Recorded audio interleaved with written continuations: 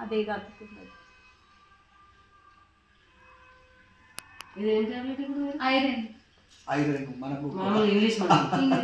బయట కెమికల్స్. ఇంకా మనం ప్రెగ్నెన్సీ ఉన్న వాళ్ళకి ఇస్తే వాళ్ళు ఎంత ఆయాసపడతారు. ఇంకా ఇంకోటి చూడండి, అన్ని టాబ్లెట్ నేను ఎందుకు ఇప్పుడు చూస్తా అంటే ఇందుకే నాకు ఇది డౌట్ వచ్చింది. ఒక పాపం మా దగ్గర ప్రెగ్నెన్సీ ఆమెకి ఇచ్చిరన్నమాట. ఇస్తే ఆమె కూడా అరుగుతలేదు అంటే, అరే ఒకసారి తీసుకురాపోచ్చినమ్మా, ఎందుకు అరుగుతలేదు చూద్దామంటే ఇగో